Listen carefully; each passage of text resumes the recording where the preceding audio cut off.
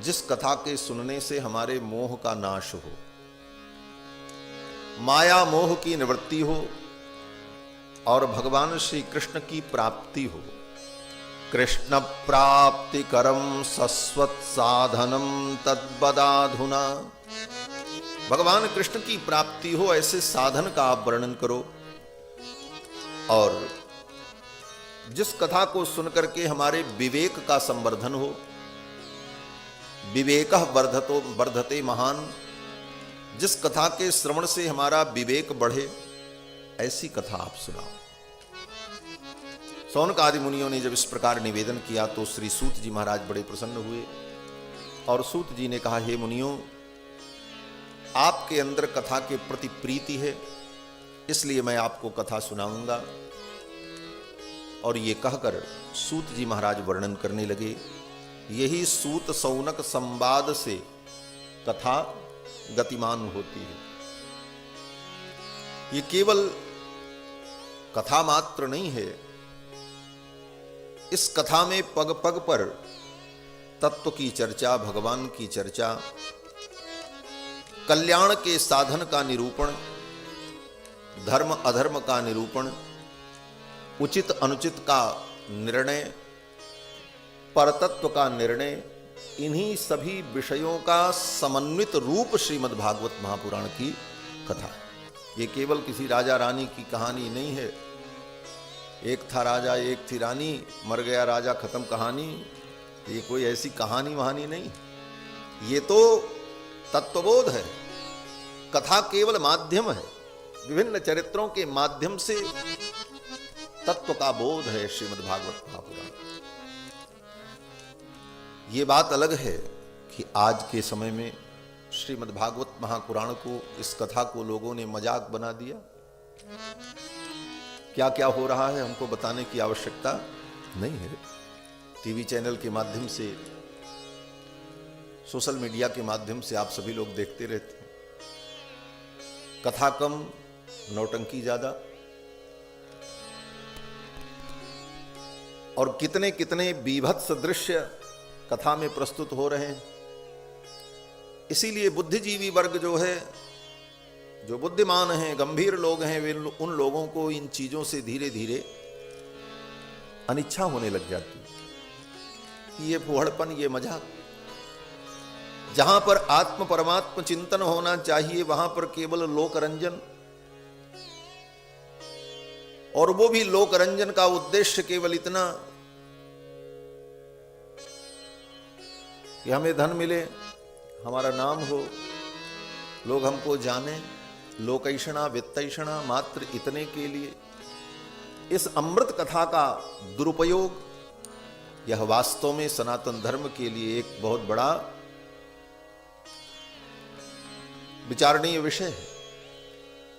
बंधुओं, सूत जी महाराज ने शौनकादि मुनियों को आश्वस्त किया कि आपके हृदय में प्रीति है, इसलिए मैं आपको कथा सुनाऊंगा। प्रीति ही शौनक चित्ते ते ह्यतो बच्मि विचार्य च सर्व सिद्धांत निष्पन्नम संसार भयनाशनम। सर्व सिद्धांत निष्पन्नम, समस्त सिद्धांतों का जो सार है वो श्रीमद् भागवत है। और इसका फल क्या है? बोले संसार भय नाशनम। ये संसार के भय का नाश करने वाला है। ये कथा क्या करती है? बोले भय का नाश करती है। बस ये भय नाश करने वाली कथा है। बोले क्या भय है? बोले सबको भय है। जितने लोग बैठे हैं सब भयभीत हैं। सब, हम आप सब, ऐसा नहीं कि केवल आपको मैं कह रहा हूं, हम आप सब, और भी जितने लोग हैं जो यहां नहीं बैठे वो भी भयभीत हैं। किस चीज से? बोले सबको भय है। किसी को भय है कि कहीं ये चीज बिगड़ न जाए, किसी को भय है ये चीज छूट न जाए। पग पग पर व्यक्ति को भय व्याप्त है। और सारे भय का अगर समन्वित रूप देखा जाए तो एक भय है संसार छूट जाने का भय, और जो छूटेगा ही छूटेगा। सबके अंदर संसार के छूटने का भय भरा हुआ है, और उसी भय से भयभीत होकर के व्यक्ति सब कुछ कर रहा है। कहीं हमारा ये न बिगड़ जाए, कहीं वो न बिगड़ जाए, बेटा न छूट जाए, बाप न छूट जाए, भाई न छूट जाए, शरीर न छूट जाए। सब छूटने का भय है और सब छूटेगा पक्का है, इसको कोई रोक नहीं सकता। इस भय से हर व्यक्ति परेशान है और सबके अंदर यह भय व्याप्त है। दूसरे शब्दों में कहा जाए तो नाश का भय, और इसे दुनिया की कोई ताकत रोक नहीं सकती। ये तय है, समय आने पर सब कुछ नष्ट होगा, सब कुछ छूटेगा, कुछ अपना है ही नहीं, जब तक है तब तक है। इसी भय से हर प्राणी भयभीत है। जो प्रधानमंत्री के पद पे बैठा उसको भी भय है कहीं पद न छूट जाए, आगे मिलेगा कि नहीं मिलेगा इसका डर है, वो भी डरा हुआ। हर व्यक्ति को भय है और इसी भय की संज्ञा है संसार भय। ये भय यही है संसार में। इस भय का नाश कैसे हो? हर क्षण हम भयभीत हैं, डरे हुए, और इसीलिए मंदिरों में, तीर्थों में जो भीड़ लगी है, उस भीड़ में 2% लोग, 1% लोग हैं जो प्रेम से भगवान की भक्ति में गए, बाकी लोग भय से गए हुए हैं। भय से। एक कविता की पंक्ति मुझे याद आ रही है, किसी कवि की रचना थी पाप के ऊपर। पाप की सब लोग निंदा कर रहे थे, पाप पाप पाप पाप बड़ा खराब है। तो पाप मूर्तिमान होकर के प्रकट हो गया और पाप ने कहा भाई मेरी भी सुन लो। बोले तुम क्या कहना चाहते हो? पाप ने कहा सवेरे से शाम तक आप लोग मेरी आलोचना कर रहे हो, पाप पाप पाप, लेकिन मेरा महत्व तुमने समझा? बोले क्या महत्व है तुम्हारा? पाप ने कहा मेरा इतना बड़ा महत्व है, अगर मैं न होता तो ये मंदिर न होते, ना मंदिरों में भीड़ होती। पाप ने कहा कि अगर कहीं मैं जन्म न लेता, धरा बनी ये मशान होती, न मंदिरों में मृदंग बजते, न मस्जिदों में अजान होती, कोई न जाता। क्यों? बोले सब डरे हुए। ये संसार का भय कैसे छूटे? इस भय को छुड़ाने के लिए ही श्रीमद् भागवत कथा। अगर इसे आत्मसात कर लो तो जीवन निर्भय हो जाएगा। सब कुछ करते हुए भी कहीं आपको भय नहीं होगा। रात दिन लोग डिप्रेशन में हैं, टेंशन में हैं। ये क्या है? भय ही तो है। भय के कारण ही तो डिप्रेशन है, टेंशन है, बिगड़ने का भय, और जो बिगड़ेगा ही तय। बोले इस बस भय को कैसे दूर किया जा सकता है? बोले केवल समझ के द्वारा। बस अपने मन को, मस्तिष्क को, बुद्धि को समझाना है, और समझ में आ गई बात तो फिर कहीं कोई भय नहीं है। इसीलिए सूत जी महाराज कहते हैं संसार भय नाशनम।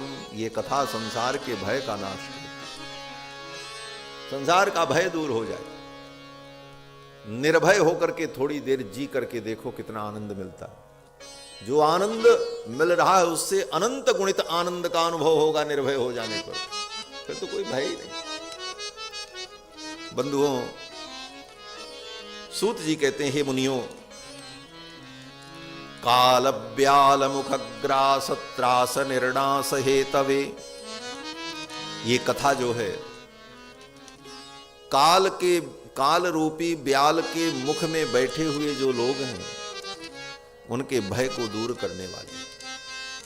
काल ब्याल मुख ग्रास त्रास, ये सबके पास है।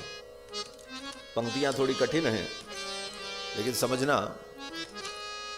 काल माने जो काल है, समय चक्र, वही काल।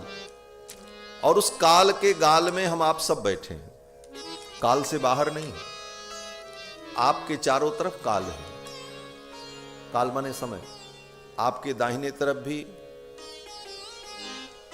बाएं तरफ भी, सब जगह 3:30 ही बज रहा है इस समय। काल सब जगह है, ऐसा नहीं है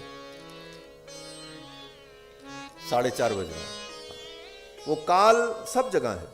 ऐसा नहीं है कि आपके सामने जब घड़ी देखो तो 4:30 बजे, इधर देखो तो 5 बजे, ऐसा नहीं। काल सर्वत्र वही है, अखंड है।